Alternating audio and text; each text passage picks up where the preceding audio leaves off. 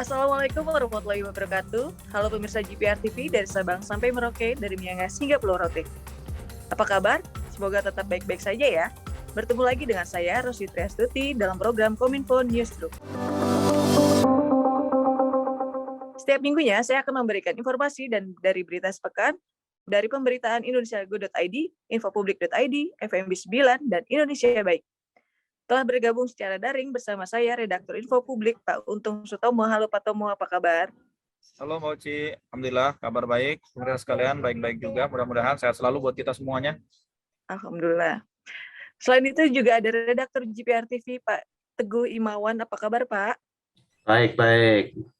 Semoga kabar baik juga untuk Oji. Alhamdulillah Pak, baik Pak. Untuk mengawali segmen pertama, langsung saja Pak Tomo dipersilahkan membahas berita sepekan yang akan diangkat di Kominfo Newsroom. Ya, makasih Mbak Uci dan pemirsa sekalian, seperti biasa ya, satu pekan ke depan banyak program kerja dan kebijakan pemerintah yang terus kita kawal di Kominfo Newsroom dan juga agenda setting satu pekan ke depan. Yang pertama tentu di bulan ini kita tentu tidak bisa lupa ya atas peristiwa bangsa ini yang cukup bersejarah, yaitu Hari Pahlawan. Nah, di pekan ini juga kita masih akan fokus pada bagaimana glorifikasi peringatan Hari Pahlawan ini di semua sendi-sendi kehidupan berbangsa dan bernegara. Bukan hanya soal formalitas peringatannya, tapi bagaimana momentum sejumlah program kerja hingga event-event nasional kita pakai untuk sama-sama menyemarakan Hari Pahlawan ya selama November ini. Nah, kemudian itu salah satu headline yang tentu akan kita kawal di Kominfo Newsroom satu pekan ke depan di sektor Polhukam. Nah, di sektor Polhukam yang kedua ada headline yang juga terus kita glorifikasi, baru saja selesai. Yang pertama itu yang kedua ya, tadi setelah yang pertama kita di Hari Pahlawan, kemudian yang kedua ini kita di tanggal 13 November 2021 kemarin malam. Baru saja kita melewati penutupan Pekan Paralimpik Nasional ke-16 di Papua oleh Bapak Presiden Joko Widodo. Kita bisa melihat bagaimana antusiasme masyarakat Papua di sana, kemudian antusiasme masyarakat di seluruh penjuru tanah air untuk mengikuti prosesi penutupan Peparnas yang begitu meriah, ya, berbagai pertunjukan dan kolaborasi sejumlah pihak yang terkait tidak kalah dengan saat pembukaan dan penutupan PON hingga pembukaan Peparnas yang lalu. Jadi ini juga menjadi satu momentum penting bagi kita semua, terutama dalam bulan kepahlawanan ini, bahwa momentum Peparnas, kesemarakan Peparnas, kebersamaan, kemudian kesetaraan terkait dengan bagaimana kita menempatkan penyandang disabilitas kita setara dengan non-disabilitas tentu sangat penting ya bagi kebangkitan kita bersama, terutama terkait dengan dampak pandemi COVID-19 yang masih terus melanda kita. Meskipun kasus di Indonesia menurun, tetapi kita tetap patut waspada mengingat virus ini menurut sejumlah ahli terus melakukan mutasi di beberapa negara dan bahkan di tetangga kita, negara-negara tetangga kita sudah masuk beberapa virus baru, mutasinya sudah masuk. Kita patut waspada untuk itu. Nah, kemudian itu dua headline utama di sektor Polhukam yang tentu akan terus kita kawal glorifikasinya hingga akhir pekan ini. Nah, di sektor ekonomi ini tentu kita masih tidak terlepas dari penanganan dampak pandemi COVID-19.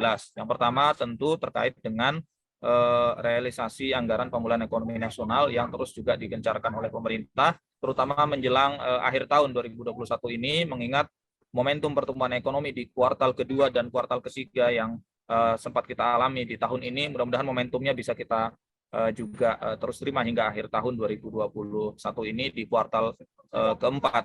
Nah, salah satu caranya yaitu dengan mengefektifkan atau mengintensifkan stimulus dan bantuan dari pemerintah, terutama terhadap unit-unit usaha mikro, kecil dan menengah ya.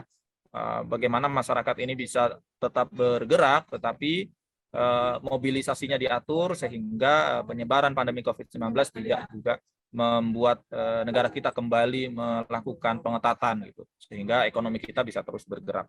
Nah, kemudian di headline yang kedua di sektor ekonomi ini kita juga kemarin baru saja Presiden menyampaikan pidatonya di KTT APEC ya, di sebelum penutupan Peparnas. Nah, mudah-mudahan ini sejumlah agenda-agenda APEC yang diikuti oleh Indonesia ini urgensinya dan manfaatnya betul-betul bisa kita rasakan, sehingga apa yang diamanatkan di negara-negara anggota APEC ini betul-betul bisa kita jalankan juga. Apalagi Indonesia baru saja kita menerima keketuaan baru dari Italia, ya, presidensi G20 yang untuk tahun ini, ya, di akhir tahun 2021 hingga akhir tahun 2022 kita akan melaksanakan sejumlah klaster kegiatan G20 yang tentu ini menuntut kerjasama kita, ya, semua pihak, sehingga apa yang menjadi tujuan dari keketuaan kita di G20 ini betul-betul sukses dan bisa dilaksanakan. Kemudian itu, ya, dua headline utama di ekonomi. Nah, ini di PMK nih Mbak Oci masih juga ada terkait dengan yang pertama headline yang kita angkat masih terkait dengan penanganan pandemi COVID-19. Ya, ini bagaimana kita pertama skenario menjelang akhir tahun. Ini juga akan terus kita glorifikasi seperti apa aturannya, kemudian bagaimana himbauan kepada masyarakat sehingga jangan sampai kita belajar dari cuti bersama di Idul Fitri tahun ini, yang kemudian setelah itu kita terjadi lonjakan kasus yang cukup tinggi.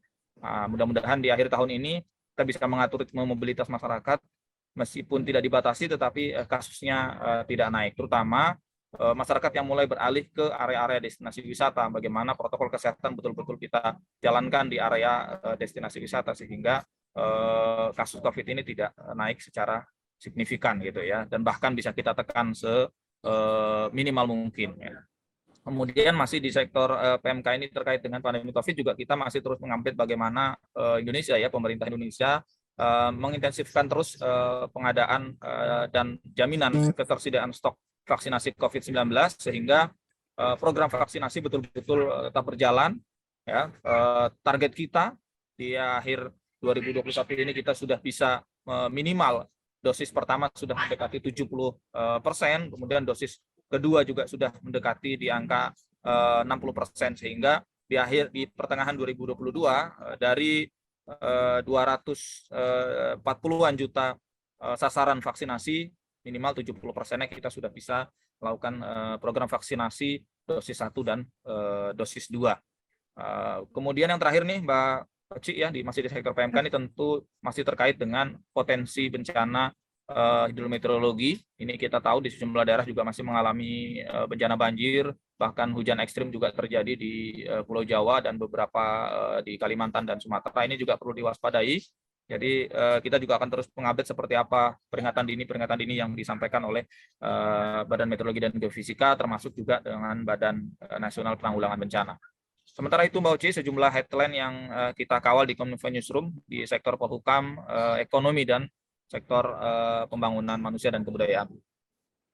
Baik, terima kasih untuk informasinya Pak Tomo. Itulah berita sepekan Kominfo Newsroom minggu ini. Informasi selanjutnya mengenai pro dan kontra Permendikbudristek nomor 30 tahun 2001. Tetap di Kominfo Newsroom.